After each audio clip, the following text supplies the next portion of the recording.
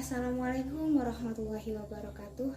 Saya Imro'atus Solehah, guru Pendidikan Pancasila dan Kewarganegaraan lulusan dari Universitas Jambi.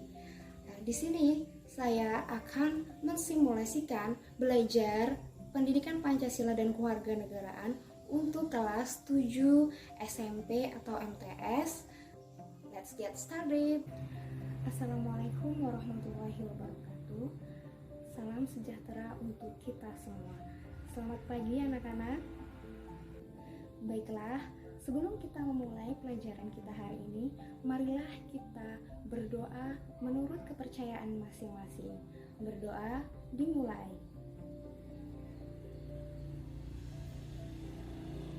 Selesai. Baiklah, pada kesempatan kali ini saya akan menyampaikan materi Pendidikan Pancasila dan Kewarganegaraan untuk kelas 7 SMP, yaitu pada bagian bab 4. Apa judulnya? Judulnya adalah keberagaman suku, agama, ras, dan antar golongan dalam bingkai Bhinneka Tunggal Ika. Jadi, untuk tujuan pembelajaran kali ini, siswa diharapkan dapat mengidentifikasi faktor penyebab keberagaman masyarakat di Indonesia. Nah, jadi keberagaman itu apa?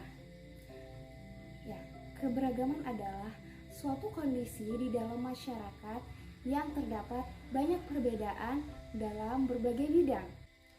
Perbedaan tersebut dalam hal suku bangsa, ras, agama, keyakinan, ideologi politik, sosial budaya, dan ekonomi. Nah, keanekaragaman tersebut yang dimiliki oleh bangsa Indonesia merupakan kekayaan dan keunikan yang dimiliki oleh bangsa Indonesia. Tentunya kebudayaan tersebutlah yang tidak dimiliki oleh bangsa lain, seperti itu. Oke. Nah, keberagaman masyarakat Indonesia ini dipengaruhi oleh beberapa faktor. Di antaranya adalah faktor yang berasal dari faktor alam, apalagi faktor dari diri sendiri dan masyarakat. Sedangkan secara umum, keberagaman masyarakat di Indonesia itu disebabkan oleh hal-hal sebagai berikut. Jadi yang pertama, letak strategis wilayah Indonesia. Coba kalian amati letak geografis Indonesia pada peta dunia berikut. Dalam peta tersebut, Indonesia terletak di antara dua samudra, yaitu Samudra Pasifik dan Samudra Hindia. Kemudian terletak juga di antara dua benua, yaitu benua Asia dan benua Australia. Hal tersebut yang menjadikan Indonesia menjadi jalur perdagangan internasional.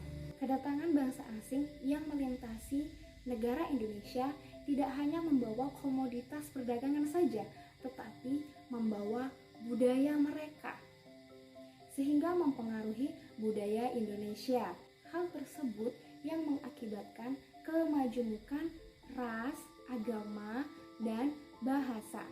Selanjutnya yang kedua adalah kondisi negara kepulauan. Negara Indonesia terdiri dari beribu-ribu pulau, ya, dan secara fisik letaknya itu terpisah-pisah. Nah, keadaan inilah yang menghambat hubungan masyarakat dari pulau yang berbeda-beda. Setiap masyarakat di pulau tersebut mengembangkan budaya mereka masing-masing sesuai dengan tingkat kemajuan dari lingkungan pulau tersebut. Hal inilah yang mengakibatkan perbedaan suku bangsa, bahasa, budaya, serta peranan laki-laki dan perempuan. Kemudian kita masuk yang ketiga, perbedaan kondisi alam. Kondisi alam yang berbeda di setiap daerah, misalnya seperti yang kita tahu, daerah pantai, pegunungan, kemudian daerah subur, padang rumput, kemudian dataran rendah, rawa, dan laut dapat mengakibatkan perbedaan masyarakat.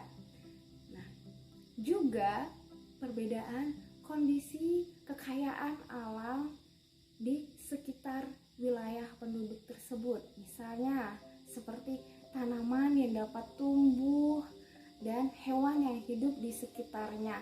Nah, itu termasuk penyebab keberagaman dari wilayah atau masyarakat itu sendiri. Nah, misalnya masyarakat yang tinggal di pantai akan berbeda dengan masyarakat yang tinggal di pegunungan. Seperti kita ketahui, perbedaan bentuk rumah, mata pencaharian, makanan pokok, pakaian, kesenian, bahkan kepercayaan. Nah, kita ambil contoh satu. Misalnya, masyarakat yang tinggal di daerah pantai akan memiliki mata pencaharian kebanyakan itu adalah nelayan. Berbeda dengan masyarakat yang tinggal di daerah pegunungan, mereka akan lebih mata pencaharian mereka adalah bercocok tanam atau bertani. Selanjutnya kita masuk yang keempat, yaitu keadaan transportasi dan komunikasi. Kemajuan sarana transportasi dan komunikasi dapat mempengaruhi keberagaman atau perbedaan masyarakat Indonesia itu sendiri. Kemudahan sarana ini dapat membawa masyarakat lebih mudah untuk berhubungan dengan masyarakat yang lain. Hal tersebut dapat kita saksikan jika kita tinggal di kota. Di kota dengan sarana yang serba ada, itu sangat memudahkan sekali masyarakat untuk berhubungan maupun berkomunikasi dengan masyarakat yang lain. Sedangkan di desa kita ketahui transportasi itu lebih sulit, apalagi di daerah-daerah terpencil yang ada di Indonesia. Nah, hal tersebut yang menjadikan keberagaman masyarakat Indonesia dalam bidang transportasi dan komunikasi. Kemudian kita masuk yang kelima, yaitu penerimaan masyarakat terhadap perubahan. Sikap masyarakat terhadap sesuatu yang baru atau sesuatu hal yang membawa perubahan, nah, hal tersebut dapat memberikan pengaruh terhadap masyarakat Indonesia itu sendiri. Nah, misalnya apa? Ada masyarakat yang mudah untuk menerima sesuatu yang baru atau sesuatu yang asing atau budaya asing. Nah, tetapi ada juga masyarakat yang tidak bisa atau tetap kukuh dan bertahan terhadap budayanya sendiri. Nah, adapun masyarakat yang terpengaruh tersebut seperti misalnya masyarakat di perkotaan. Mereka sangat mudah menerima orang asing atau budaya asing tersebut. Sedangkan di masyarakat pedesaan atau masyarakat di perkotaan yang memegang teguh prinsip kebudayaan mereka, mereka tidak akan terpengaruh terhadap hal yang baru atau orang asing atau budaya asing.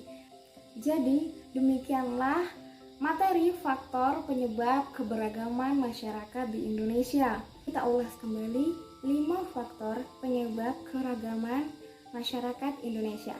Yang pertama adalah letak geografis wilayah Indonesia. Yang kedua, kondisi negara kepulauan. Yang ketiga, perbedaan kondisi alam. Yang keempat, keadaan transportasi dan komunikasi. Dan kelima, penerimaan masyarakat terhadap perubahan. Ya. Jadi demikianlah materi untuk hari ini. Untuk tugas itu silahkan kalian catat pada kolom berikut ini. Baiklah, sekian untuk materi hari ini. Semoga bermanfaat untuk anak-anak semua. Saya tutup. Assalamualaikum warahmatullahi wabarakatuh.